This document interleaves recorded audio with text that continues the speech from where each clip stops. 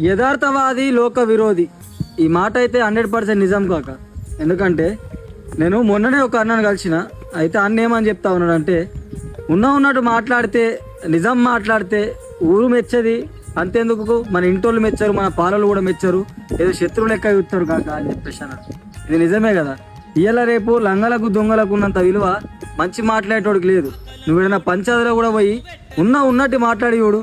ఒకవేళ నువ్వు గరివోడు పోయి నాదనోడు పోయినావు అనుకో, ఉన్నోళ్ళందరూ నీ మీద వాడు ఎడతారు. అంతేందుకు ఉన్నోడు పంచాయతీ ఉన్నాదనుకో, స్ప్రైట్ బాటిళ్ళు, థమ్స్అప్ బాటిళ్ళు. అదే గరివోడు పంచాయతీ ఉంటే పవ్వలు, కోటర్లు, బీర్లు. నీ అవ్వ కొంతమంది పెద్ద మనుషుల గురించి చెప్పాలంటే ఇలా గురించి చెప్పు కూడా వేస్ట్. ఇలా పెద్దరికం జాతి.